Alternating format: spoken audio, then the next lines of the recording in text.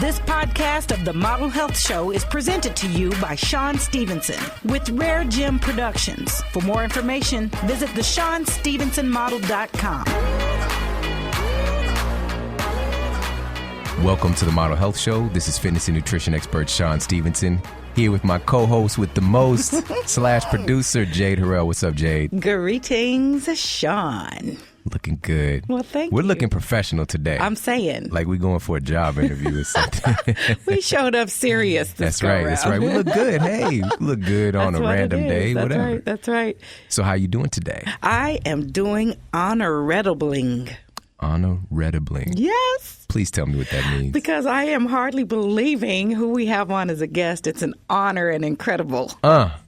All blended together. Yes. It's like you Vitamix those words together. I did. And it all makes sense. On the high power setting. And speaking of which, we have an incredible guest. I mean, the best ever. Mm-hmm. This is going to be so amazing. So excited about it. But I'm not going to tell you who it is yet. Okay. First, we're going to get into, we're going to give a shout out to our show sponsor. Right. PerfectSupplements.com, the industry leader for whole food, superfood nutrition. Enter the coupon code MODEL101. That's MODEL 101 for 10% off all your amazing superfoods. You know, they got the perfect acai, the spirulina, the perfect coconut oil, all the great stuff that we need to keep our bodies in a strong state. Yes. And help to defend and keep a lot of the creepy crawlies out of our body, you know. We're swimming in it, so stock up. You got to have that insurance plan, you know. And that's really where we want to invest our money, you know, invest in the things in preventative care.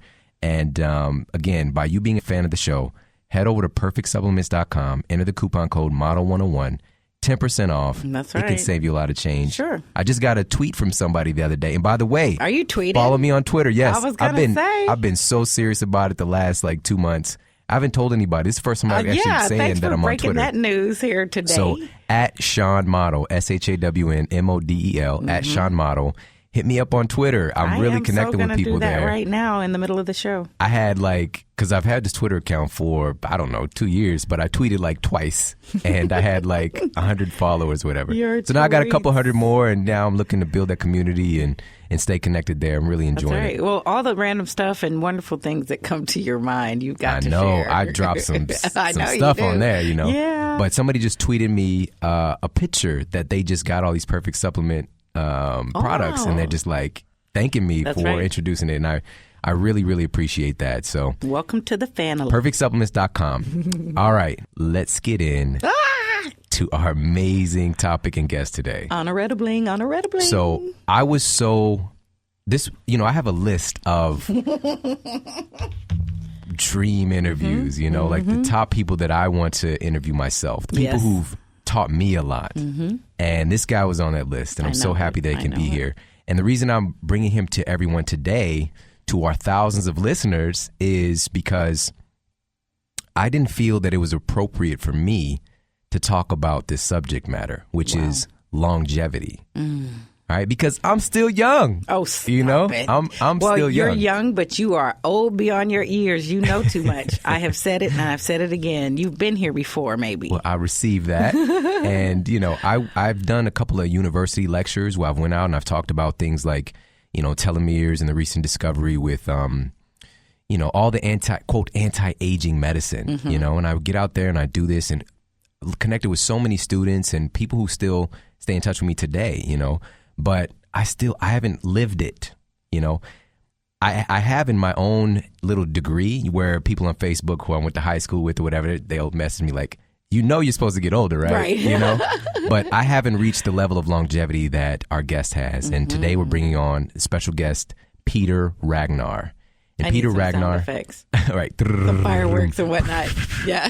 Peter Ragnar he's often considered a longevity sage, you know, this mystical character, you know, and no one really actually knows his exact age, but he's been a senior citizen for a while. But when you see him and you hear him and understand, first of all, I mean, he's in incredible shape. I mean, absolutely, for sure, incredibly built, you know. He's got the abs going on, he's got the biceps on top of biceps, incredible. But his internal environment, the way that he thinks, the way that he speaks, the way that he's reaching out and helping other people is just, I mean, it's mind-blowing, you know, and to get exposed to this, what you're about to get exposed to today, is such a blessing. Mm-hmm. So let me welcome a gift to the show, to the Model Health Show, Mr. Peter Ragnar. How you doing today, Peter? Hey, I'm doing very, very good. Oh, he's got. I gather you are, and I know Jade is. She came on laughing. That's right, Peter. That's kind of how I try to go every day. It's about 85% of the time already. That's right. Oh, that's beautiful. You know, Jade, when you roll out of bed in the morning laughing, you know it's going to be a good day. That's right. Say it, sir. Say it. So, Peter, for everybody, if you could just give a little bit of background, you know, because I know you've written a lot of books. Like, please share how many books you've written, some of the accolades. I would rather have you communicate it than for me to read some silly bio. Well, Sean, you know, I guess you could say I've written a few books. I've written 30 books. And I've got some new ones coming out this year, and just had plenty of time to think about everything. So I got an opinion. Yeah. You can count on that part, and you know, what can I say? So, Peter, you're really considered a superhero to me and a lot of other people. But so, what's your origin story? You know, that superhero origin story. I don't know. You know, a lot of people have some very flattering things to say about me, and I really appreciate that. And I just love hanging out, helping people. You know, that's the thing that turns me on. And there, you know, so many areas of life that people do need assistance. You know, obviously, all the work you've been doing to help people with their health, that's a big one. You know, people suffer with their health. They suffer with decrepit bodies. Their bodies just seem to be falling apart when they don't have to. And, you know, the same thing could be said about mental states. People are pretty confused about what they want and what they can have in this life, how to enjoy it at the optimal level. And all those things, you know, those are things we can help people with. Yeah. You know, I have listened to many of your interviews and read a lot of things that you've written. And I know one of the things that you don't really conform to is this idea of time. So for me to even ask you a question like that, I already knew that it was going to be a curveball that's just, you know, you're so expanded and you've been doing this for so long and you're not keeping track of, oh, well, I've been helping people for, you know, 100 years or whatever the case may be. That would be like dropping clues. See, you guys keep trying to figure him out, so he's smart. Well, you know this whole big age thing. And this is my personal observation, whether it's true or not, but people are so fascinated with age because they're also fascinated with the fact that that time goes by so quickly for most folks. People have an apprehension about death, you know, so the clock is very, very important. And you know, I never think about the clock. I personally, I don't have a sense of time as such. I consider time very illusionary. The more you can focus on the present moment, the more you can live in the now. Right now, today, this is the only time that you've really got. Every thought about the past is only a recreated memory in the present. Every thought we have about the future, all of our expectations, our hopes, our dreams, our goals, all of these things, when are they? They're being created right now in this sensation that we're feeling this very, very moment. So living between the future and the past, right now we have the power that we can create anything we want for ourselves. We can live the life that we could just imagine. I mean, we can construct it right now, this very moment. Getting in this space, you're empowered. Get out of the space, you lose the power. Wow. Yeah. I'm over here like me and Jade are like riveted, just staring off and really, really understanding, listening to what you're saying. I felt a sensation when you said that. I literally felt it in my spine. And the beautiful part is that, you know, Peter, you've lived it. You know, you've really walked your talk, and you've done this for many decades. And this is really what we're going to offer everybody today. And everyone, so what Peter agreed to do, and I put him on the spot and asked him, you know, for him to really take the steering wheel and drive this show today. And I've never done this before, you know. So Peter's going to share with us today the top 7 longevity tips, how to live a better and longer life. Okay, so these are things, again, Peter, you've been doing martial arts for like, what, 50 years or something? You know, like... Yeah, actually, I found in my library one of my first martial art books, one of my first textbooks that I used, and that was dated, I had dated it, it was 1956. So in 1956 is about the time I started. May have been a little bit before then because, you know, it took me a while to acquire some knowledge and start to develop my library. So, yeah, it's been a while. Right. Yeah, we're going to put in the show notes, we'll put some links to some of your videos and just putting out there some of the incredible feats that you've done. And, you know, there's so many that, you know, we could spend a whole show talking about all those incredible things, but let's go ahead and get right into it. Let's dive right in. Let's do these 7 longevity tips, because I know each and every one of these things is incredibly valuable, and I've implemented them in my life in one form or fashion already. And what you're going to share with us is just going to make it even a stronger anchor for me. And I really appreciate this personally. I'm selfish on this one a little bit, but everybody else gets to listen in. Hey, and really we're hear hanging this. out. We're hanging out with you. All right, Peter. So let's go ahead. Let's start at the top. Let's start with number 1 on the list of top 7 longevity tips. Okay. Well, the first one, and this is something that you brought up, Sean and Jade, about physical fitness. You know, what do we do? You know, so many folks, you know, seem to struggle with exercise, especially as they start getting older. And, you know, as people get older, what happens? You get to be about 30 years of age, and here we're going to talk about age as it's conceived by the average person. Up to about the age of 30, muscles grow. After about the age of 30, traditionally, it's accepted that's when someone has gone beyond their muscular prime. So what starts taking place is that there's a loss of muscle mass and also muscle function.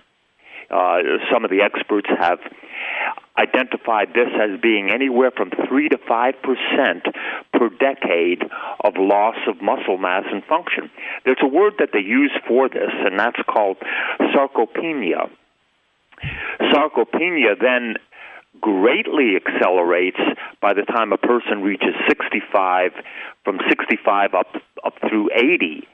And, you know, basically what you're looking at is the difference between a younger person, let's say a young athletic male or female in their 20s versus someone who's in their 80s. Look at the difference in the two bodies. Well, the difference in those two bodies is not about time. Time isn't toxic. Time cannot kill you. Ripping the pages of the calendar off the wall doesn't do a thing to age you. What does age you is, on a biological level, a change in the hormone level. There's a change, well, like even with sarcopenia, which is basically an aging disease. That's another way of looking at aging. There's a reduction in the nerve cells that send messages to the brain. And then from the brain, of course, it has to send the messages to the muscles to initiate movement. That's why it's very difficult for an older person to, let's do this, stand on one leg and close your eyes and see how long you can keep your balance. Now, a younger person can do that for, maybe 30 seconds or maybe longer. An older person would have difficulty doing that for 10 seconds. Those are very significant differences in age. But what has happened, there's a reduction of nerve cells that send those messages, even the messages about balance. And, of course, there's the hearing issue, too. As we start having more difficulties with our hearing, our physical balance then goes out. As we age, there are decreased levels of HGH, which is human growth hormone, for men in particular, and for women, by the way, a loss of testosterone. And IGF-1, which is insulin-like growth factor, all of these things start decreasing over a period of time, and this is something that is gradual, but has a hugely cumulative effect as we age. There's a decrease in the way that we're able to synthesize protein. And, as people age, they generally don't eat enough. This is why exercise on a regular basis is so vital to our health. It reduces the risks of arthritis, heart disease, diabetes, frailty, obesity, osteoporosis, benefits your mental health. I can go on and on and on with this list. So this is one of the keys. You have to be on a good exercise program. And that alone is a major stepping stone to all of the other things we're going to talk about. For me personally, I like to lift weights because I find that it positively influences my neuromuscular system, the hormone production and protein synthesis that I need to maintain a youthful body. So, Jade, Sean, I could probably go on for an hour. You just turned me loose here, and we want the Ragnar unleashed, right? Release the Peter. One of the things that I have a great colleague of mine who's in St. Louis with me. His name is Jeff Brox, and he's a very advanced thinker and a Czech practitioner. And when he did some tests on me to, find muscular imbalances and, that kind of thing, he just did a really deep analysis. He put a blindfold on me and had me try to keep my balance. That was one of the tests he actually did, So there's a lot of validity to that. And if everybody just even wants to take that as a measurement themselves, to go ahead and do what Peter just said. But Peter, I know from, knowing some of your history, you used to be a big runner. Right? Back in the day, you were running your behind off. So what happened? What made this shift? Well, literally I did. I got pretty thin. That was, a long time ago. I was running 100 miles a week at one point. And, I was running 20 miles a day, 5 days a week with 2 days off, unless I was in a race or something. And, when you're passionate, and I think a lot of folks out there, when you're passionate about something, when you love something, you're in it all the way or you're not. You give it everything you have or you don't. And, for some of us, the middle stream was a little difficult. I'm one of those people who just jump right in and say, okay, if I'm going to do something, let's do it. Let's go all the way. Well, that's great under certain circumstances. When you overdo anything to that extreme, you start noticing that your body sometimes needs more rest. It doesn't hold up to it. And it struck me one morning. I used to get to a track before going to work, and there was a high school track that I would go to, and I'd get there like 4:30 in the morning so I could get my miles in. And I remember I was running that morning. I was running 15 miles that morning, and I was just toward the end of my workout, and I was having some of my best training times. I was really, really psyched just came around the bend, and all of a sudden my knee blew out, just unexpectedly. And I could barely limp off the track. And I said, what on earth did I do? Well, after a number of those type injuries, I realized that, one, I had developed tendinitis, which is an acidic mucus buildup in the tendons, an inflammation of the tendons. And also that I was getting a chondromalacia, which is a softening of the cartilage under the patella, that's in the kneecap, which results in stiff knees. And I was losing too much weight. I was too thin. And I just got to the point that, for me, I needed to change. I wanted to change.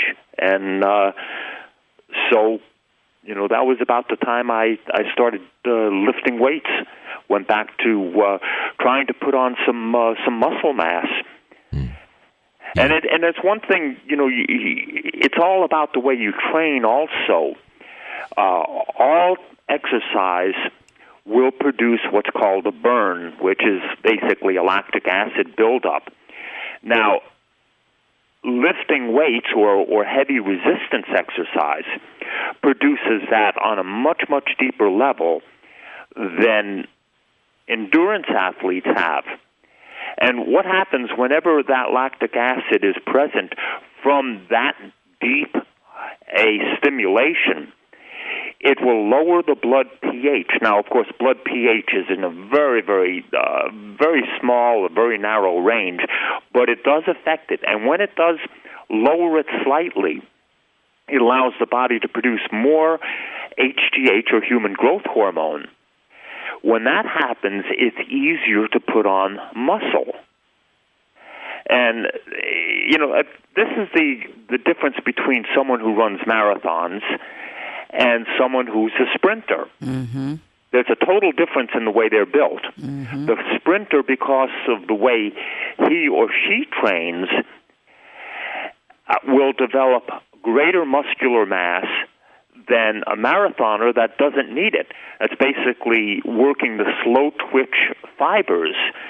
And, so I started focusing more on working the fast-twitch fibers. I had the endurance, but I wanted to start to build mass again. And that's pretty much my story about how I've shifted over and then started working, doing different types of exercises. Yeah. Wow. Peter, one of the things that I'm really hearing is that, you were doing a tremendous amount of running and you started to notice some signs of aging, and you made a conscious decision to do something that helps to, I guess, do the opposite, really. I think that lifting weights and how you've described it, we can essentially have like a fountain of youth there. Mm-hmm. And one of the things I found in my research is that muscle is actually a reservoir for, quote, anti-aging hormones. Mm-hmm. And the more muscle we have, the more of those hormones we have access to in our bodies. Mm-hmm. But now here's the thing, why I keep on saying, quote, anti-aging. Peter, before we go on to the second tip for longevity, what is your opinion of anti-aging, that word? I know that you don't use that word. Right. The only time I use the word is only for clarification, to let people know that I'm on the same page as them in what we're discussing. I consider anti-anything taking a very negative approach toward things. Why not say pro-youthing? And that is a term I came up with. Yeah, pro-youthing. This is what I'm for. Now, I don't have to tell you about what I'm against. Forget the against stuff. Forget the negative aspect of it. Where are we going? We're not looking behind. We're not driving along looking in the rearview mirror. We're looking forward. I'm not. That's where I'm going, to the top of the mountain, not where I've been. And you said you created that word. Is that right, Peter? Yes. I actually got the copyright on the word. There you go. There you awesome. Go. Well, pro-youthing. That's beautiful. Let's get into the next pro-youthing tip here. So we're sharing the top 7 longevity tips. And tip number 1 is essentially to lift weights. That's the real big takeaway. Resistance training, absolutely. Resistance training. So, Peter, what is tip number 2? Well, tip number 2 is all about food. And now, this is a biggie because people, when you start talking about food, the food issues are far deeper than the stomach. They go back to our primal instincts, our survival mechanisms, and so whenever I say anything about food, as people seem to divide themselves into different camps. And in these camps, they put labels or they fly their own flags. I'm a carnivore, I'm a vegetarian, I'm this, I'm that, I'm a raw foodist, I'm a vegan, whatever terminology you want to throw out there that identifies what you do. Now, personally, I don't like titles because they're not really accurate. They're only support mechanisms that people use where they can, they feel more like, this is my group. Well, heck, I just want to do what gives me the best and most positive results. It's not about a new food religion. It's about results, what happens in your body. So, okay, that brings us down to what food choices we make. What are my food choices? Well, my food choices are not to be a carnivore. And I know this is very popular these days, that primal diets, the caveman type diet. Well, I don't want the longevity of a caveman. And that's good. Go, man. He didn't last very long, anthropologists tell us they lived, 18 to 20 years. Granted, a lot of them were eaten, and they killed each other. And, That's good. Well, okay, let me explain why. Let's just look at, this is something that you can find in any textbook on physiology. A carnivore has claws and fangs. Claws and fangs for an animal, which is a carnivore, like a tiger, is for a particular purpose. The claws and fangs are for tearing apart meat and what have you. For a vegetarian animal, they don't have claws, nor do they have fangs. So by nature, they're not designed to do that. Now, you can force and go against design, which is, that's up to you. A carnivore has a scissor-like open and shut jaw. Their jaw will just go like a pair of scissors. But vegetarian animals have a multi-movable jaw. And the reason for that is for chewing and digesting. We don't gulp down food.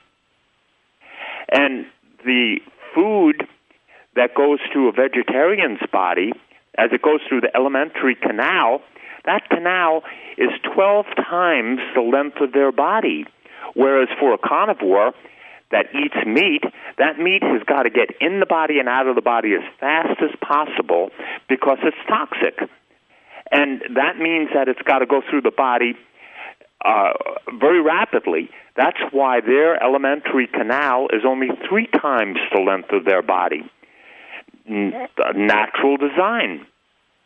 Their stomach also is very small. It's smooth. It's elastic. It's like a balloon that can stretch, and hold a lot of food and then quickly close down. Ours is totally different. Our stomach is wrinkled with various mucous membranes. It's filled with vascular folds. It's a very complex mechanism. Now, the same thing, let's go back to the salivary glands. A carnivorous animal's salivary glands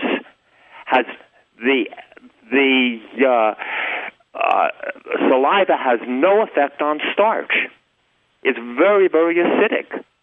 And that's the way it has to be for dissolving meat. Ours is very alkaline. If we had the same type of saliva, it'd rot our teeth out. So you see, there's a vast difference between the two. Well, okay, so let's contrast this and say, here we have on two extremes, we have the gorilla diet or the primate diet, and you have the caveman diet. Well, I know people out there talking about, from a strength perspective, cavemen were very strong. Well, how do you know that? I mean, nobody can prove that. How about comparing this to a vegetarian chimpanzee? A 100-pound chimpanzee can deadlift 600 pounds. In the Guinness Book of World Records back in 1924, there was a 165-pound chimpanzee by the name of Boma that pulled 847 pounds with one hand. Oh, man. Incredible. And consider that we are only 1% difference in our DNA between chimps and humans. There was another chimpanzee, Suzette. She was in the Bronx Zoo in New York City. She pulled 1,260 pounds with one hand. Woo! And now we know scientists have estimated that the silverback gorilla has the ability to press overhead 4,600 pounds. Strong. All on plants. Amazing. All on plant plant fuel. Yeah. Right. They're plant designed. fuel. And I want to make clear too, Peter, because this paradigm shift of vegetarianism has really taken hold in our culture, and it's still spreading a lot. But there's a big difference between the standard vegetarian, which is just swapping out all of their meat products for meat alternatives. So they're eating a bunch of processed soy dogs and soy milk and all this stuff, and the quote junk food vegetarian. Like French fries are vegetarian, donuts are vegetarian. Let me have at it. Whereas if you're looking at the things that you studied and from your personal experience, the chimpanzees that you're talking about, they're not eating cooked processed food either. So let's talk a little bit about what type of food we should have within that paradigm. Is it raw food or what? As natural as possible. And, without laying out dictates for other people, what I do is, as much as possible, I eat out of my own garden. My wife and I, we've got plants growing in the winter. We've got a greenhouse. Everything that is not processed, as natural as possible. And in other words, that's your relationship between you and the earth, and it's a sacred bond. It's very, very special. And for the folks out there listening, as untouched as possible as that food can be, that's the best way. Now, we have hands. Our hands are designed for picking fruits and veggies. Look at a primate. How a primate uses their hands. They get tremendous nutrition. And, I try to follow that. I try to follow that as an example. And so,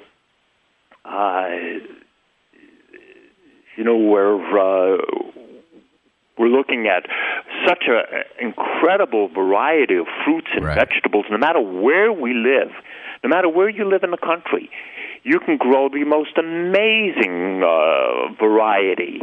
And this is one of the big misconceptions. And I remember one time going into a post office in Tennessee, and someone had asked me, They said, well, what on earth do you eat? You know, don't you get tired just eating apples and lettuce? And I said, my dear, you have no idea the variety. I'm never bored with the food that I eat. There's so many different things that you can do, and so many different plants you've never even tasted. Right. So much abundance, Peter.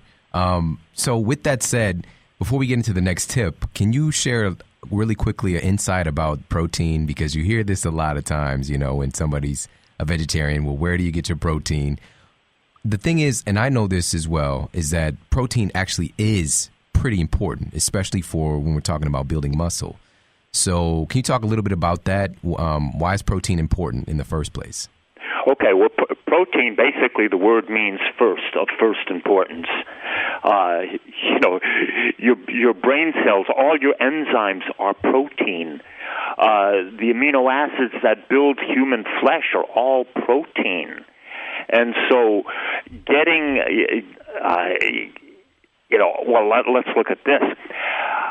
People eat meat because they think, I got to get my protein from meat, but where does the cow get its protein? It gets it from grasses. I mean, they're getting their protein secondhand, not firsthand. I get my protein firsthand right from vegetation. Mm-hmm. And as an example, okay, this morning, I had raw hemp seed, whole hemp seed, with some coconut milk, with some blueberries, and some cranberries, and actually a little bit of cinnamon on top of that. And you know, all of this you can get in its whole original form. The hemp seed itself, to me, is one of the most perfect foods. That a cup of hemp seed, just as I described, you're looking at about 1,000 calories and 54 grams of protein. Mm. And this is a complete protein. All your essential amino acids are contained within it. Wow. And also, you know, for people who are not eating hemp seed right now, which is one of those regular things that we have, it's very high in edestin, or do you call it edestin, mm-hmm. Which is the most bioavailable protein for the human body, or one of the most bioavailable ones. Yeah, absolutely. And there's so many other, different foods. Again, when we talk about building muscle or an anabolic state, what the body requires is nitrogen. Well, where do you get your nitrogen from? Well, no better sources of nitrogen than kale. There's a great example. Or your leafy greens are so rich in nitrogen. In order for a plant to even grow, the soil has got to have nitrogen. And even in your breathing, the air we breathe, especially if it's clean air, we're inhaling nitrogen, which allows the body to be in a positive nitrogen balance, which allows for anabolism, or the building up of muscle mass. Right, exactly. And there's different products out there now. It's using that understanding nitro and, all these different super muscle grow 5,000, crazy marketing things. But the reality is that we're going to get this from incredible dense sources like you just described. So thank you so much for sharing that, Peter. And nitrogen, everybody, that's the key. When we're going for the protein, we're looking for that nitrogen response that we get from the protein. So, Peter, that's number 2 on the list. So we've got a high raw vegan approach with the nutrition. That's number 2. Tip number 1 is to do resistance training.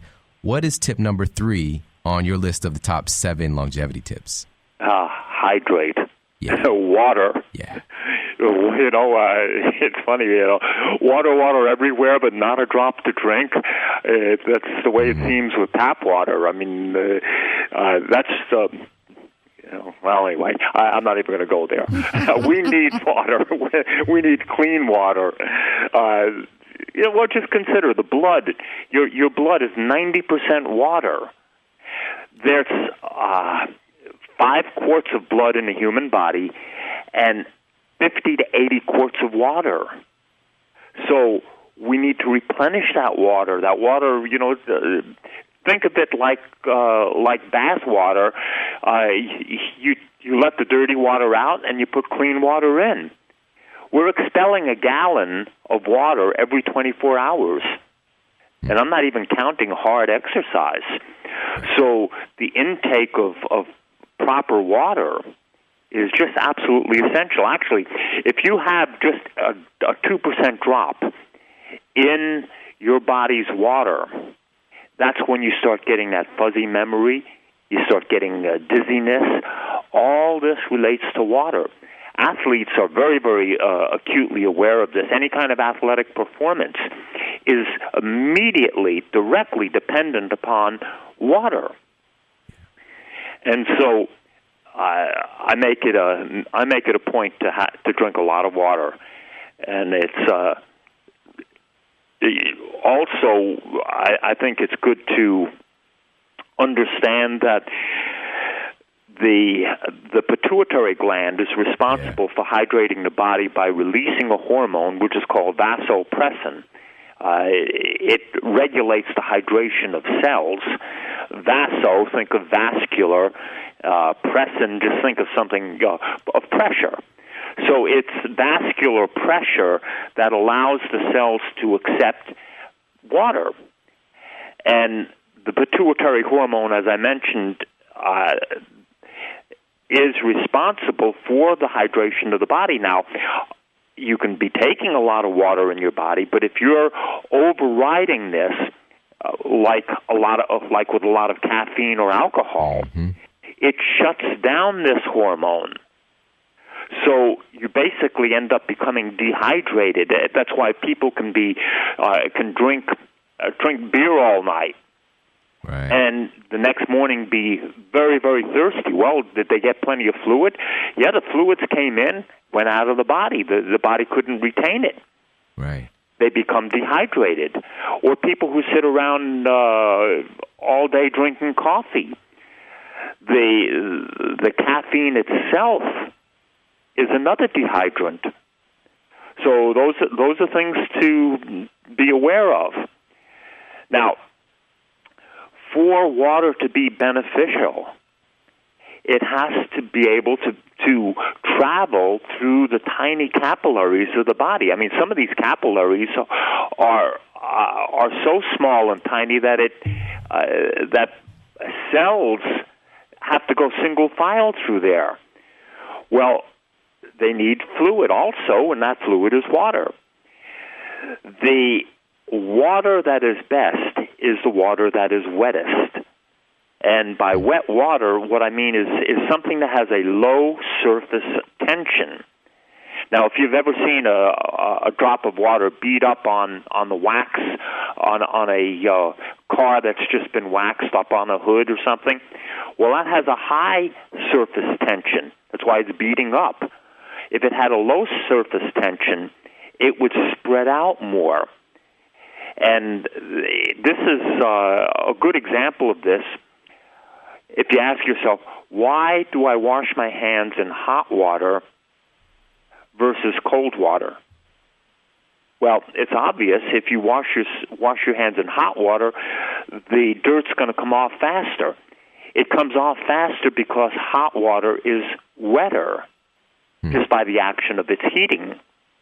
Now, there are waters that are very naturally, this is the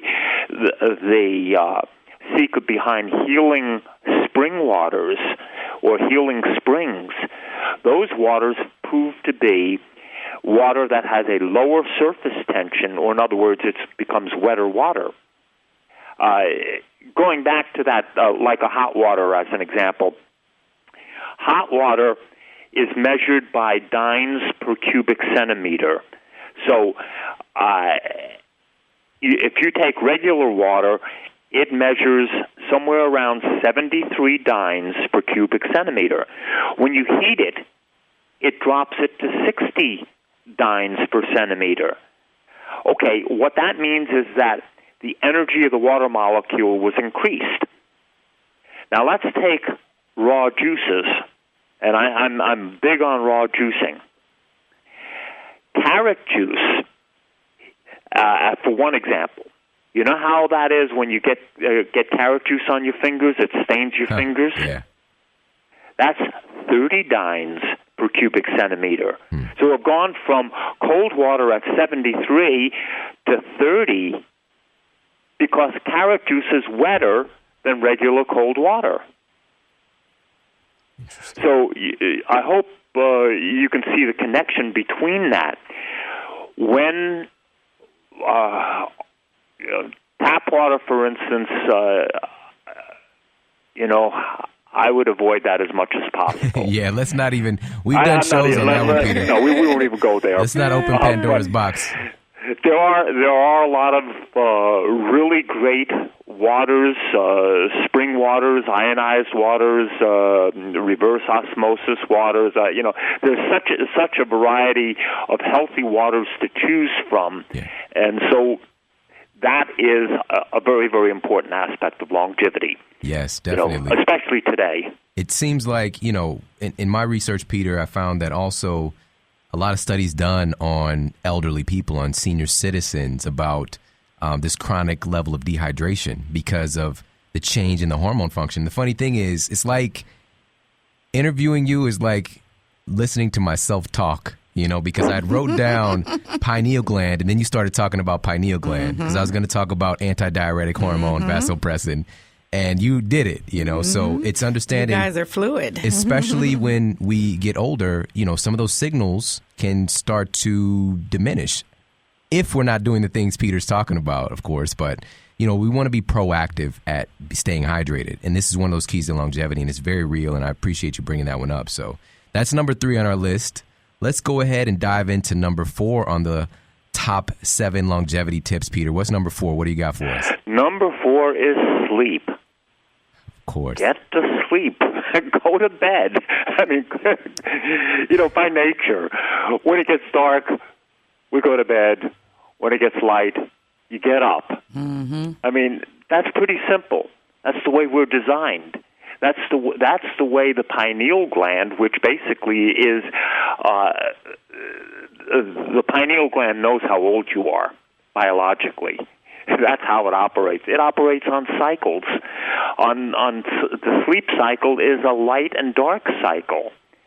And when we're in harmony with it, we increase our longevity. It's all about being in the natural flow of nature, of the universe, of the cosmos. And sleep is very, very important there. I always go to bed early, and I always get up early.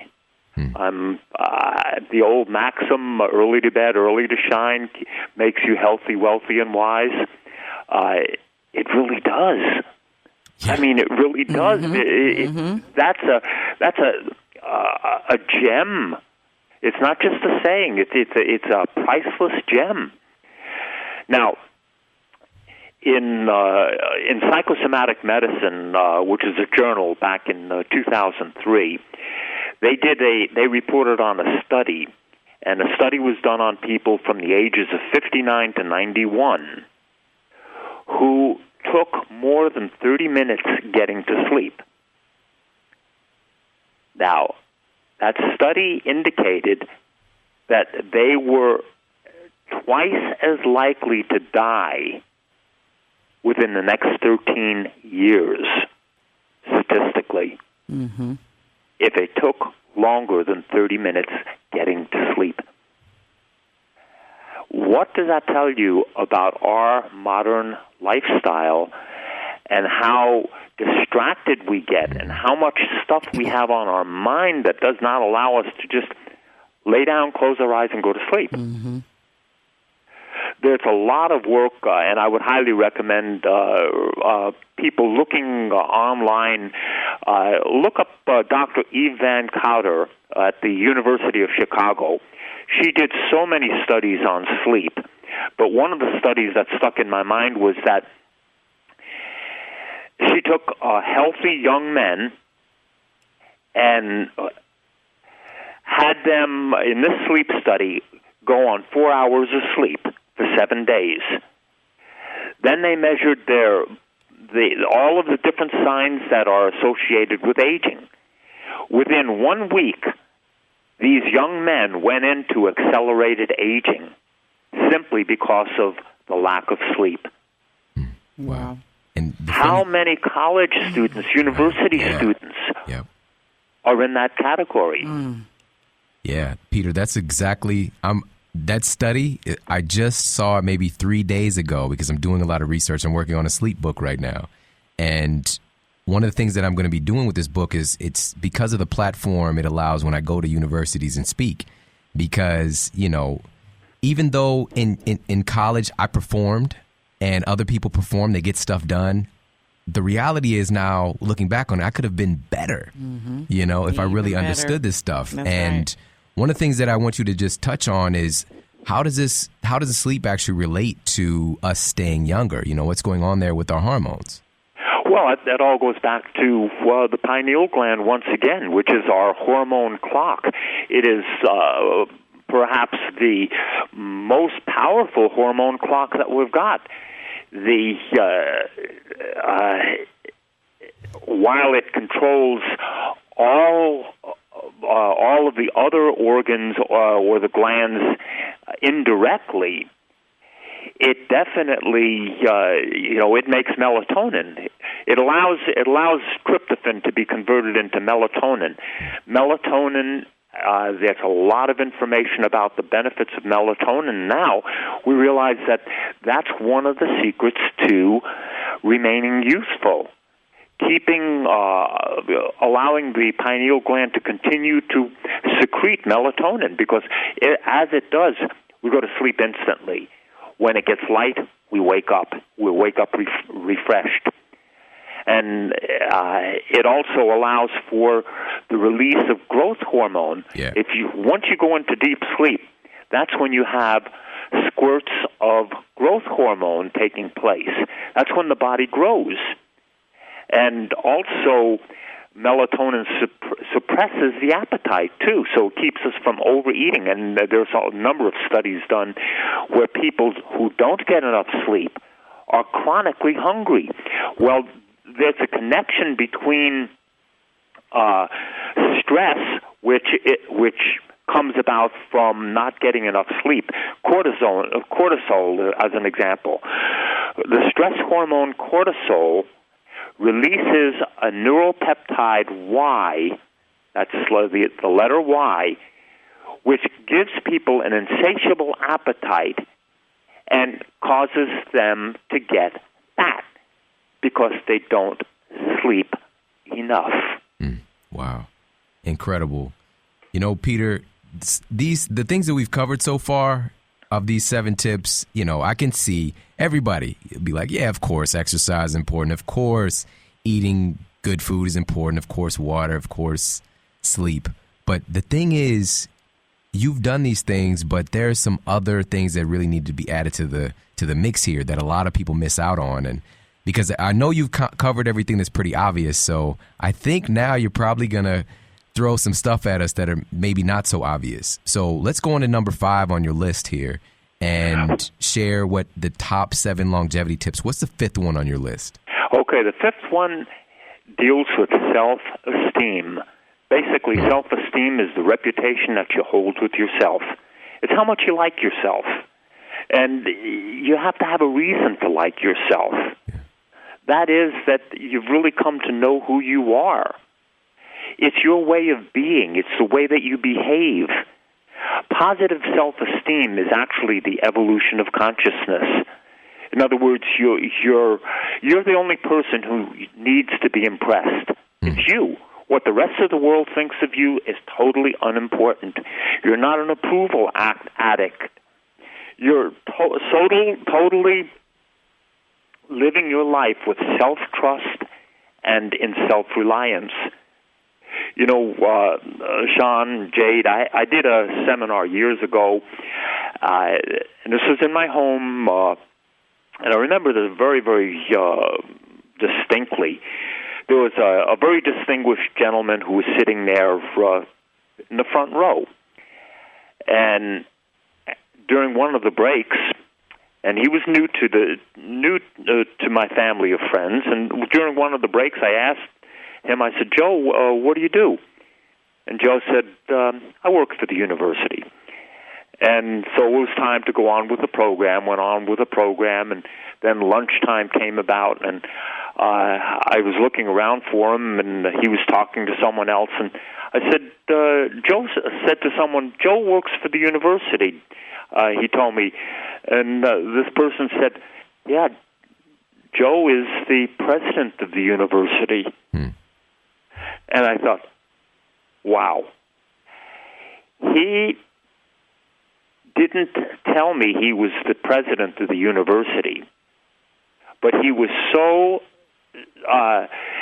had such self-esteem that he didn't need to impress anybody. Right. And it didn't even matter to him if I thought that he was the janitor at the university. And I thought, here's a man who exuded self-esteem. And he was a man of great personal goodness. It's like our Greek philosophers, Socrates, Aristotle, Plato, all of these luminaries spoke about goodness in the terms that a person who was good at being a human, in other words, they had personal excellence, that they were genuine, that the person they appeared to be and the person that they were the same person. Mm-hmm. And these are the kinds of people that have the utmost courtesy. They have a civility. There is no arrogance there. Arrogance, that's for the weak and the incompetent. But these people are civil. They're gentle. They know what they're about. Well, when you do, you live a long time, because you don't have all this energy being wrestled with as to trying to figure out who you are. You know who you are.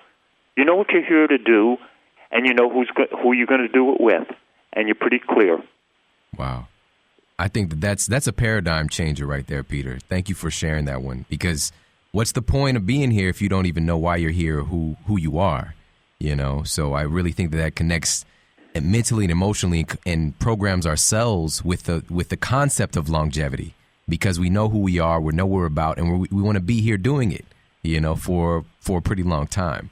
So that's incredible, Peter. Thank you. So that's number 5. We've gotten through 5. We've got 2 more to get to on our list of top 7 longevities. Do we have enough time here? We do. We've got, if we squeeze in another 5-10 minutes here, give everybody a little extra.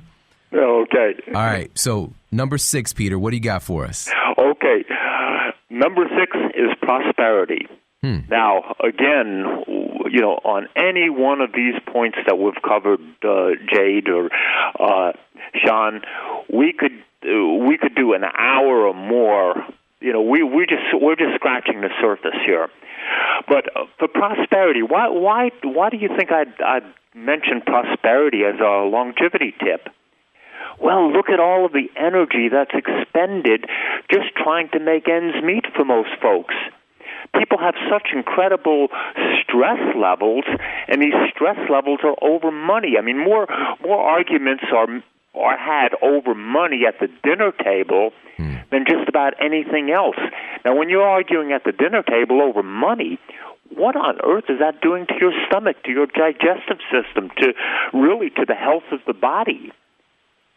What happens when there's problems with money? The stress hormones, and I mentioned this a moment ago, cortisol inhibits blood sugar to the hippocampus, which is the memory center of the brain. So in other words, your short-term memory then becomes impaired. You forget what you were supposed to do. You forget how you were supposed to do it. You forget this, you forget that. That's all stress-related. And guess what else ends up forgetting? Under the barrage and abuse of stress hormones, our immune system over time forgets what it's doing. And as we age, it attacks the healthy cells that are there to protect us. That's all related to the things that cause us stress, like not having enough money. Stress also interferes with the neurotransmitters which allow us to concentrate. And if you have too much cortisol, it kills brain cells by allowing too much calcium to enter the cells to create free radicals. Now, here's the relationship. Stress creates memory loss, creates financial losses. Well, it all is connected. The healthier you are physically, the healthier you are in relationship to your stress levels, the more you manage them, the better you are at managing your money. Yeah. Now, as far as prosperity goes, there's a vast difference between the way people who struggle with it and the people who don't struggle with it behave. You know, prosperity is a habit. They're just habit patterns. Yeah.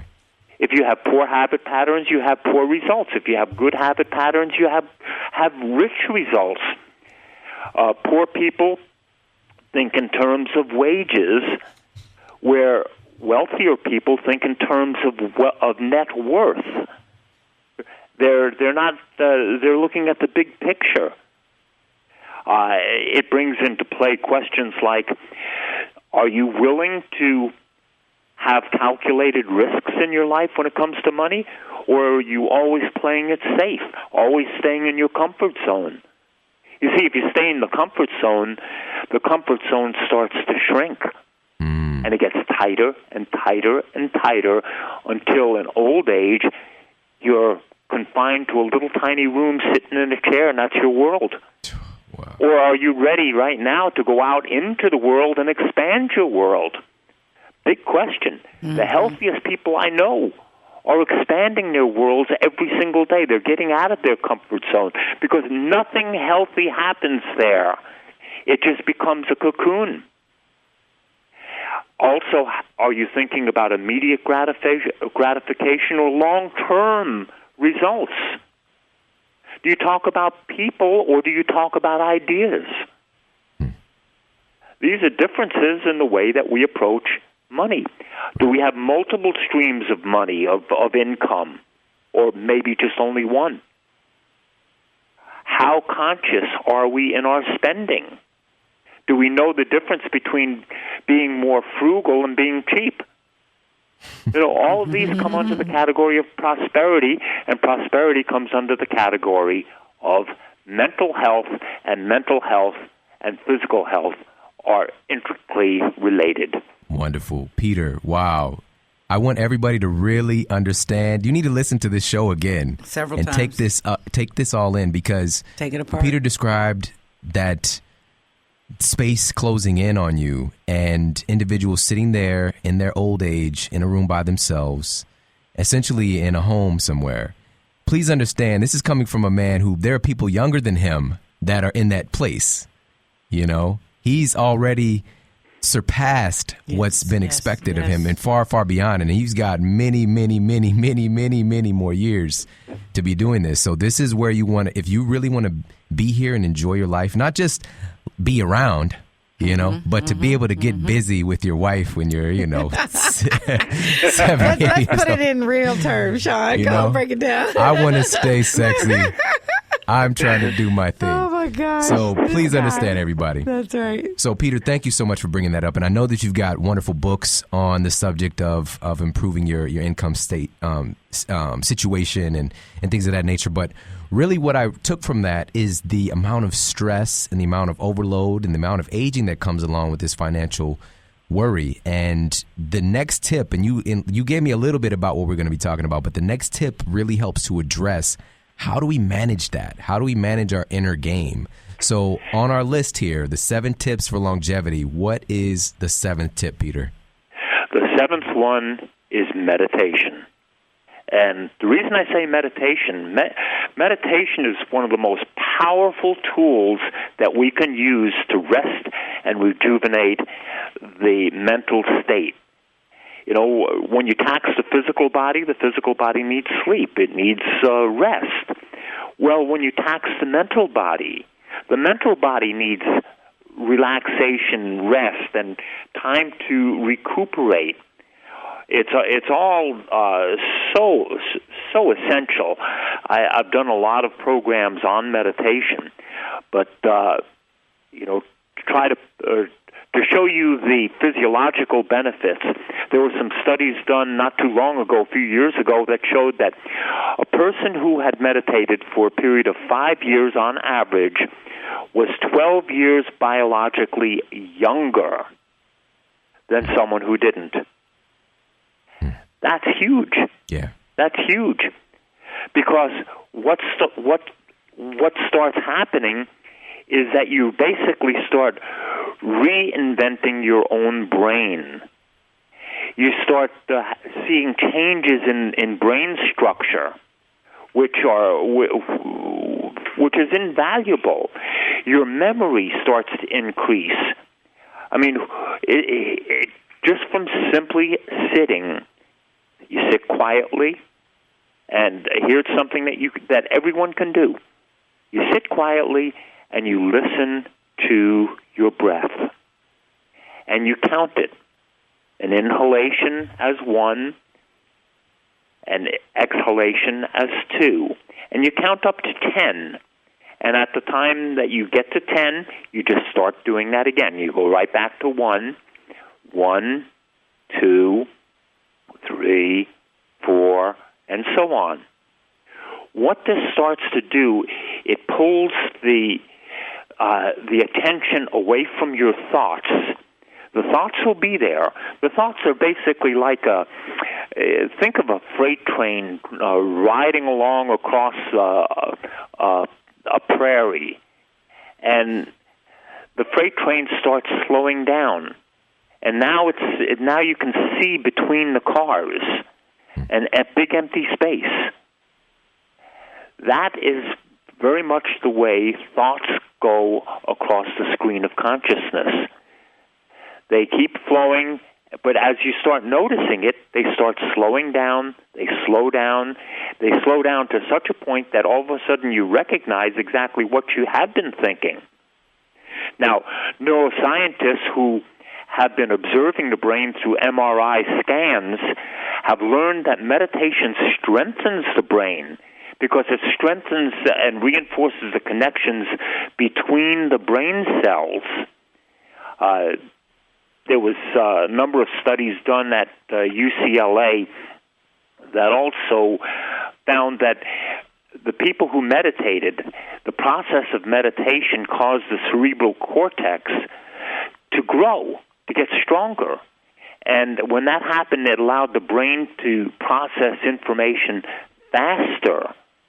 And how would that be a benefit? Well, that's a benefit of making decisions, forming memories, improving attention. I think everybody could benefit from that.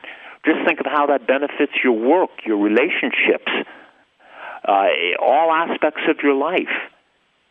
Other scientific studies showed that it increases the thickness of the cortex, which basically brings about a decreased sensitivity to pain. And, of course, that brain stem starts to strengthen and becomes more dense. Well, just think of that from the standpoint of physical health and hormonal health. They're all so amazingly connected. So you have improved cognition, better immune responses. You have positive effects on your breathing, on your health, on your heart rate. Improves the cardiovascular condition. And it calms the heart. These the different way that the brain expresses itself with what's called brain metabolites. Those who meditate, they found that these were linked to our anxiety and our depression levels. So people who meditate have less depression, less anxiety. They're more apt and more able to deal with life's natural stressors. And you end up being happier. Right, yeah. If you're happy, you're healthy. Exactly. Health and happiness are linked together. They're basically the same thing. That's right. I really feel that it's not even optional in our world today to not have a practice like this because, you know, we live in pretty abnormal conditions from what our ancestors lived in. And just speaking from your own experience, obviously it worked, you know? Yes. And it definitely had a big, huge transformation in my life as well.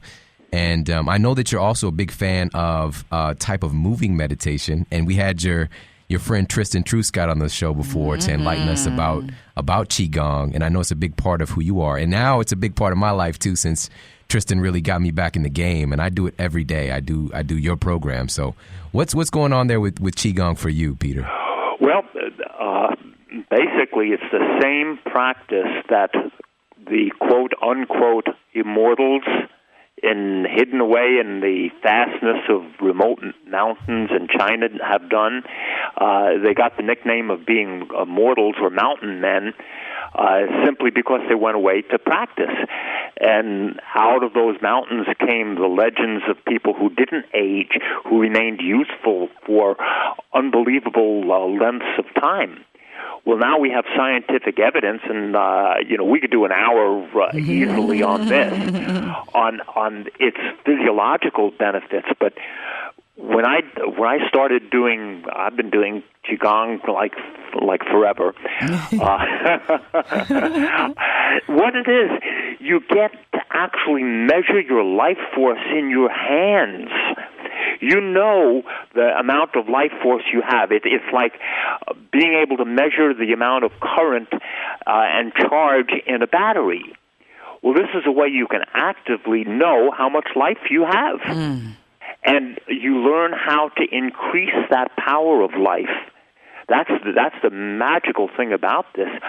Every day, every time I do my meditation and my Qigong, which is moving meditation, I know how much energy I have. I know how to strengthen it to make it more powerful than it ever was before. And basically, all you have to do is make sure your battery doesn't go dead. We can show you how to do that. Just like the ancients have shown people, and it used to be an ear-whispered secret from one family member to the other, how you can stay alive. And that's directly related to how much life force you have. Now there is a way that you can monitor your own life force and continue to add to it year after year, decade after decade, until you no longer have anything you want to do here and you can go. Peter, you've been so gracious with your time. Oh, my gosh. Thank you so. I appreciate it so much. And I really, again, encourage everybody. And if you would be so willing to come back on, and like you said, we could do a whole hour on Qigong. And I know you know about so many studies and all the different various pieces of it. But you do have a wonderful course, and I use it every day. I did it this morning. I knew the first time when I did your Qigong course, the first day, I noticed that there were things that I was doing that I normally didn't do. Like when I would go for a particular walk in the afternoon, when energy tends to drop down a little bit, I just felt like I can go forever. Like I turned something on in myself by implementing this. Nice. And if you want to get access to the program, we do have a special offer for you. I actually worked this out with Tristan beforehand. And you go to the SeanStevensonModel.com/Qigong, which is spelled. Listen to that show. Which is spelled Qigong. Okay, so it's Qi, but it's spelled Qigong. And you can get access to the program and do what I do what Peter does. And actually, you get to see Peter, and he walks you through it along with Tristan, and you get to spend some time with him. And there's so many other great parts of the program. So it's fabulous. Well, Peter, you got to come back on to talk about Qigong, though. Oh, I'd love to. I'd love to. It's just, if anyone has a takeaway from this program today, do the Qigong, and you will understand everything else I spoke about to this point. Do the Qigong, and you'll be blown away. That's all I can say. Awesome. And the people who are hearing this right now, they know because it's clicking for them. And just go to the site, and I guarantee you will not be disappointed. Yeah, I second that. I guarantee it, too. And Peter, again, thank you so much. You've been so gracious with your time. I know you've got a lot going on, and that's a big part of who you are and a big part of your continued success. You've got stuff to do. You know, that's another part of the longevity. That's right. You know, so I really do appreciate it. And everybody in the comments below the podcast, if you want Peter back on to talk about Qigong, I want to hear from you. So go ahead and give us a review of the show, one of your big takeaways. Any questions for Peter from when we have him back on, because he's one of my favorite people. Yes. I learned a ton from him, and I want to be like Peter when I grow up, you know.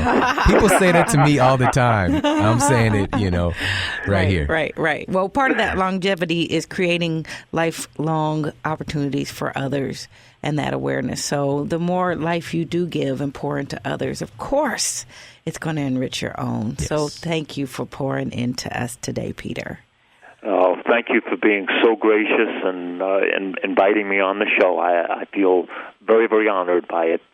Awesome. Thank you, Jade. Thank you, Sean. Yes. It's a pleasure. So thank you, everybody, so much for tuning into the show today. Having this wonderful guest on is quite a privilege and an honor here for myself personally. And we'll put a link to the Qigong course right below the podcast. And if you just want to head over to the link, it's www.theshawnstevensonmodel.com/Qigong to get this amazing course. Good morning, good evening Qigong. And it's a practice that I've incorporated into my life, and I just don't want to go without it, you know, and learning from Peter and getting all this wonderful, this skill set really to cultivate my own inner chi, you know, my own life force and energy. And it's something that you can feel, you know, it's like there's not a lot of things often that you can actually feel the difference. And this is one of those things. And it's a sacred thing, and it's been around for a long, long time, but it doesn't matter if you don't know about it and you don't do it. And also learning from somebody who knows their stuff. That's right. So thank you so much for tuning into the show. Again, I really, really appreciate you listening and sharing the show and taking action for yourself to get into the best shape of your life and become the greatest version of yourself. And I know that this is going to be valuable for you for many years to come. So that's right. And literally for many long moons, years many to moons. Come. We'll see you on the other side of the century. Right. Take care, everybody. Bye-bye. And make sure for more after the show, you head over to theshawnstevensonmodel.com. That's where you can find the show notes. And if you got any questions or comments, make sure to let me know and let everybody know that our show is awesome and you're loving it. Yeah. And I read all the comments, so please leave me a comment there. And take care, everybody. I promise to keep giving you more powerful, empowering, great content to help transform your life.